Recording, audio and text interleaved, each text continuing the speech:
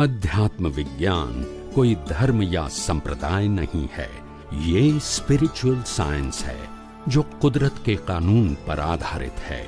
ये विज्ञान पूरे ब्रह्मांड के सभी रहस्यों को उजागर करता है और जीवन के सभी पहलुओं को समझने के लिए एक नई दृष्टि देता है। इसी को आर्ट ऑफ विजन कहते हैं, दुनिया को देखने की एक नई दृष्टि, जो अध्यात्म विज्ञानी परम पूज्य स्वामी श्री कमलेशानंद जी के निर्देशन में सनातन सत्य का अनुसंधान कर हमारे जीवन को प्रकाशित करे। जय सच्चिदानंद। हमारी भारतीय संस्कृति में ऋषि मुनियों ने जैसा आप बताते हैं वैसा बताया और ये तय किया गया कि शरीर जीवनम 100 वर्ष का जीवन होगा, और प्रकृति कुदरत भी यही कहती है कि मैं तुझे 100 वर्ष का जीवन दे के भेज रही हूँ। उसके साथ शर्त यही है कि मेरे नियमों का पालन करना है, तुझे कुदरती रचना और कुदरत के कानून के अनुसार चलना है, अप्राकृतिक नहीं होना है।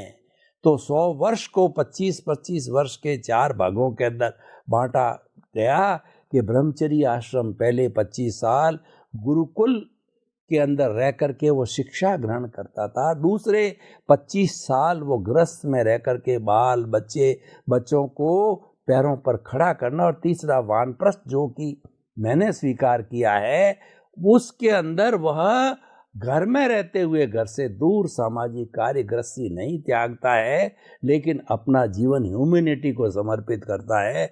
और चौथा संन्यास आश्रम, घर बार धन संपत्ति परिवार सब छोड़ करके और केवल मैं मन वचन काया से मुक्त ऐसा शुद्ध आत्मा हूँ उसका चिंतन करता है। तो ये 4 आश्रम बताए गए हैं, 4 का पर्पस अलग अलग बताया गया है, 4 का समय अवधि है। तो अध्यात्म विज्ञान की दृष्टि से किस तरीके से ये होता है वो थोड़ा आप हमें बताइए, ताकि कि समानता का हमें बोध हो जावे, मालूम पड़ जाए।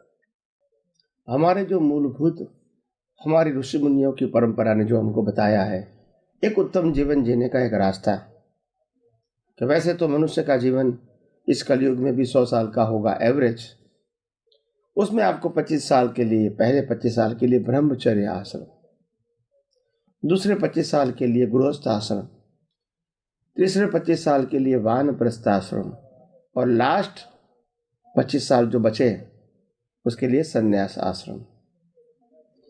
ये एक आदर्श मनुष्य के लिए जीवन जीने का एक स्लॉट बना दिया, ताकि एक स्लॉट के अंदर आगे जाएंगे, फिर आगे से दूसरा में तीसरा जाएंगे, तीसरे में चौथा जाएंगे, तो उसमें उसका अपग्रेडेशन है।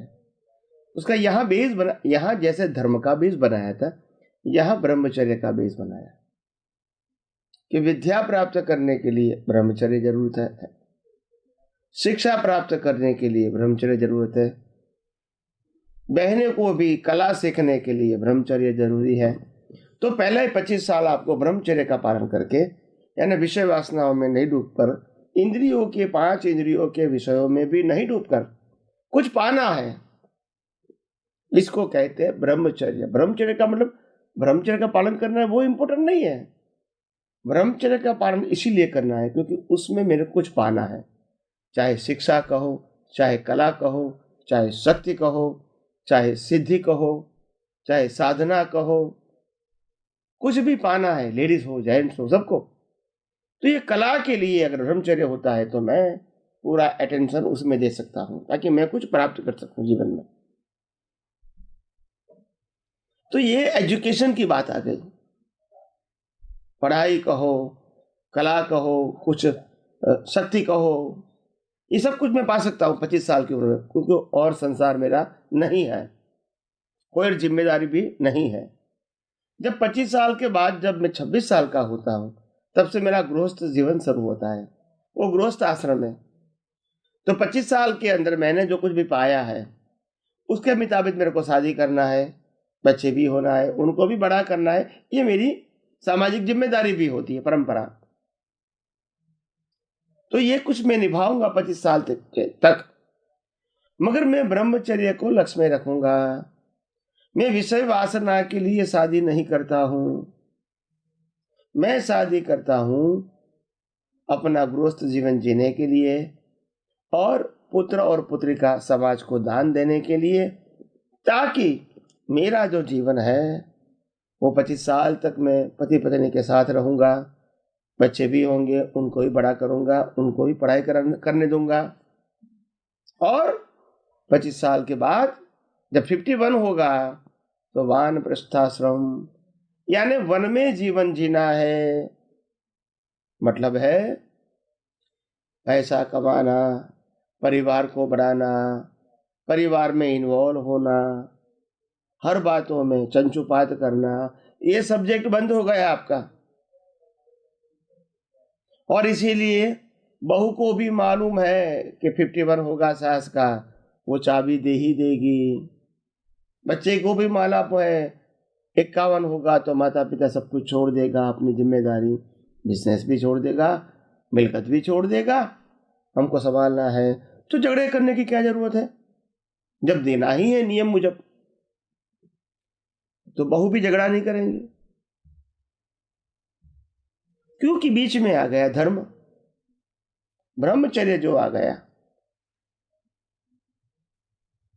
तो ब्रह्मचर्य की जो ताकत, इसके आधार से मेरा गृहस्थ जीवन था।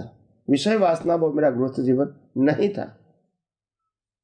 बालक को पैदा करना, पैसा कमाना और घर चलाना, वहां तक तो मेरा जीवन था।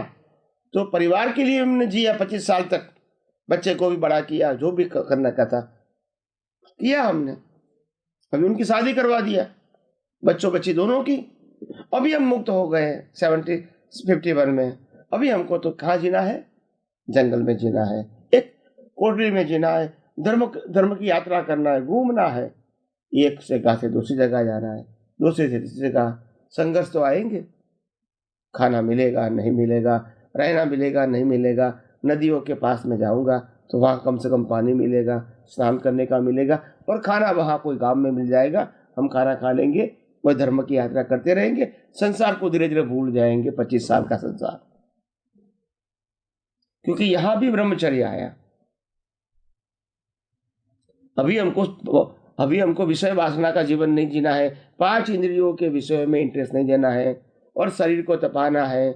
जो कुछ भी गलतियां हो चुकी है 25 साल के अंदर गृहस्थ जीवन में, इसको समाप्त करना है, उसको भूल जाना है, और भगवान के अंदर मन लगाना है। कष्ट को भी भगवान के अंदर लगा के करना है, ब्रह्मचर्य का भी पालन करना है।